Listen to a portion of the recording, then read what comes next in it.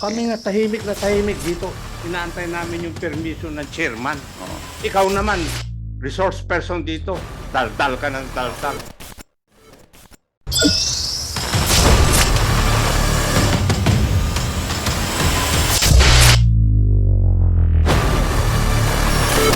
Mga kabanat, no, sa ginawang hearing kahapon patungkol sa issue, no, sa issue na ibinabato ni Ka Eric kay House Speaker Romualdez na mayroong 1.8 billion di umano na travel expenses itong si Congressman Martin Romualdez.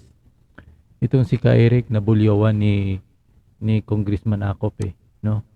Eh ayun, medyo uminit itong ulo ni Congressman Acop dito kay Ka Eric na kilala niyo, pamilyar siguro niyo si Ka Eric. Ito yung dating makakaliwang grupo na sumurrender, no? At ngayon ay medyo masasabi natin na nag-isa sa dito sa Kongreso sa ginawang hearing ni si Tambunting ata yung house dito, House Chairman, no? Kasama din dyan sina Raul, andyan din sina Franz Castro, mga kabanat. So yun, nag-isa at sinabihan si Ka Eric na daldal ka dito, resource person ka lang. So medyo ewan ko itong si Congressman Acop, mga kabanat. So kayo nang masgal dito, panoorin muna natin itong unang intro nito. Tanungin ko po kayo, sino po yung nagsabi na merong 1.8 billion pesos na ginastos ang Kongreso para sa traveling expenses, Mr. Chair? Ayaw rin kasi sabihin ni Ka Eric kung sinong source niya, eh. Ang lagi niyang sinasagot, yung source niya daw ay galing parang sa makakaliwang grupo, no? May I request the honorable committee members and the chairman to allow me to answer about the Yes. question. Ako po yung nagsabi sa forma ng pagtatanong mula po sa dalawang pinanggalingang impormasyon na pumasok po sa amin, particularly sa akin. And hindi po yung buong Kongreso ang tinutumbok ng pagtatanong na yon, kung hindi ang Office of the Speaker ni Speaker Martin Romualdez. So to give context to that, ini-interview po namin si former Presidential Anti-Corruption Commission Chairperson Greco Belica tungkol po sa 1.1 billion na allegation sa travel expenses ni Secretary Loizaga ng DENR. Live via Zoom siya. And then pumasok po yung unang impormasyon. Yung isang impormasyon ay unlisted number sa cellphone ko. Yung isa po ay kilala ko na source. At dati ko na po siyang nakakausap nung ako po ay nasa National Operations Command ng NPA. So matagal ko na siyang kilala at nagbibigay siya ng mga impormasyon noon nung ako ay aktibo pa sa NPA. So nagtutugma yung kanilang pagtatanong. Ka Eric kindly ask the resource persons, former Secretary Greco Belica, kung totoo ba na may 1.8 billion na umabot na expenses si Speaker Martin Romualdez from the travel. So ako po yung unang nagbungad niyan habang ini-interview namin si Secretary Greco Belica.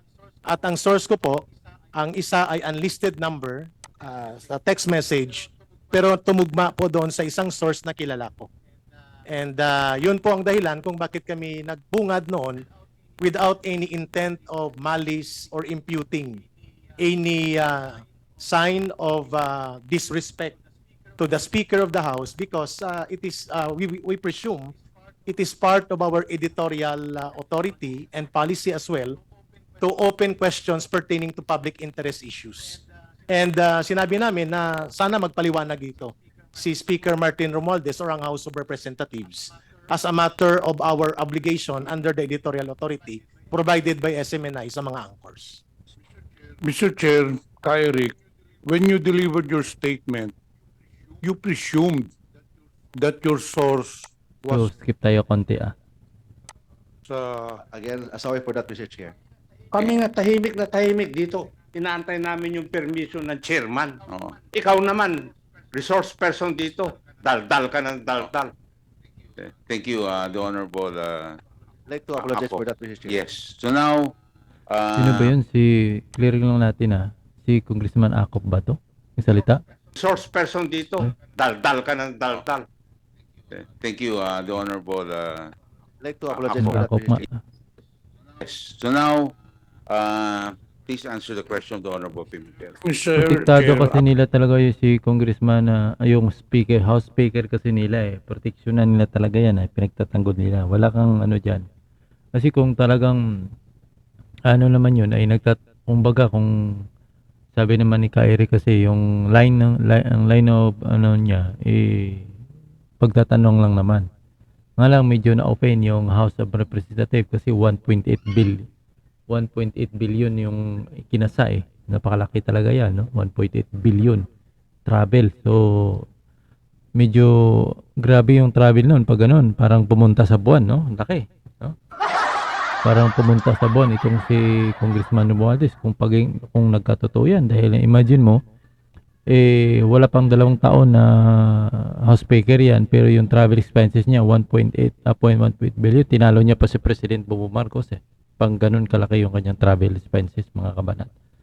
Dahil wala pa nga 1 taon, mahigit lang, ay ganun na kalaki. So, hindi natin alam kung saan ba pumunta talaga. Hindi naman nata si Congressman Romualdez, hindi naman nata pumunta yan sa ibang bansa. No? Nga ganun kalaki. At hindi naman nata yan, wala naman natang personal airplane yan. Na yan talagang ginagamit niya sa sakyan. So, medyo, sa akin yung information na ito, medyo mahirap din talaga. Kasi 1.8. Tapos, kung idediretso natin ang sinasabi ni Ka-Eric, mga kabanat, ay sinabi niya kasi, no, medyo mahirap din paniwalaan talaga, no? Dahil sinabi niya yung isa daw ay real, totoong source niya, no? Dahil nung nasa ano pa siya, nasa mga kaliwang grupo pa siya, at ang pangalawa unlisted source daw, at sabi niya, kung idediretso natin panoorin, sabi niya ay ano niya na dinilit niya na. Pero sabi ni Tambunteng, itong lalaki na ito, ang pinakalundo daw ng pagdinig na ito ay yung prangkisa ng SMNI kung mayroon talagang violation, no? Walang kung may violation ba talaga yung prangkisa ng SMNI. At nung nagtanong si kung idediretso natin itong video na ito, kasi haba-haba nga itong pagdinig, kung idediretso natin, sinabi din ni Franz Castro, no, inungkat niya na si Kibuloy ay mayroong kasong sa NBI sa Amerika, no, at hinahabol na nga ito at napakarami niyang ibinato. At parang si Kibuloy ay hindi na rin yung hindi na rin CEO ata, hindi na rin ata may-ari nitong na ito, para pinalitan nila. Kumbaga ini-step down nila si Kibuloy, mga kabanat. Dati alam naman natin kung sino talagang may-ari ng SMNI na yan. Di ba? Hindi na pagkailan yan. Kay Kibuloy talaga yan, mga kabanat.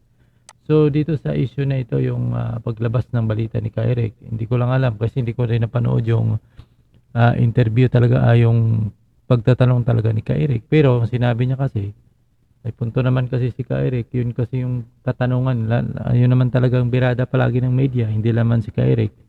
Lalo na yung mga media na mahilig mangbatikos, no, ng katanungan ng kay President Duterte nga nakaraan grabing mga batikos, wala namang nag-a-appeal na magkakaroon ng hearing, di ba?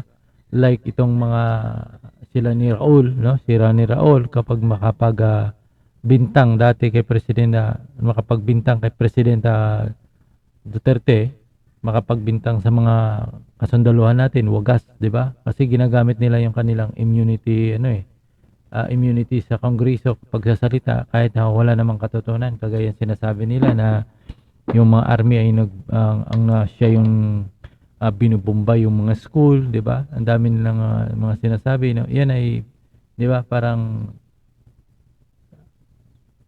pero wala namang imik. Pero dito kasi sa House of Representative, dahil si Martin Romualdez ay pinakamahal na mahal nila yan, diba?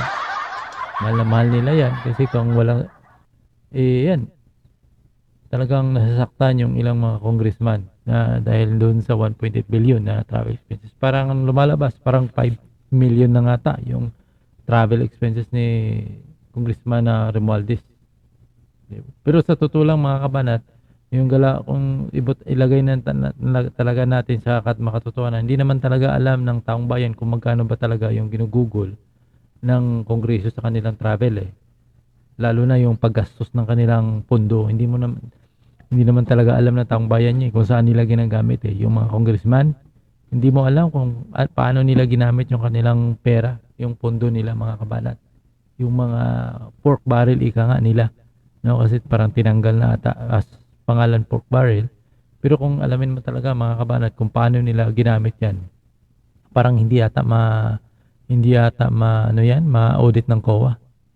Yan yung inaalma ng ilang mga kababayan natin. Bakit itong House of mga congressman hindi ma-verify kung paano nila ginamit yung kanilang pondo talaga from piso to million mga kabanat.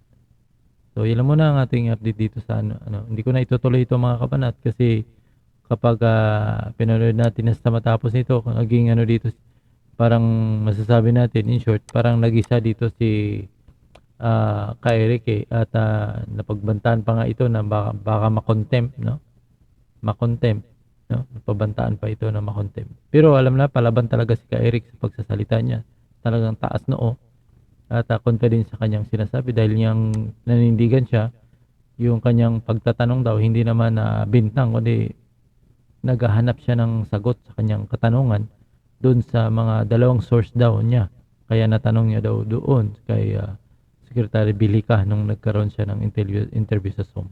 Sila mo na mga kabanat. See you.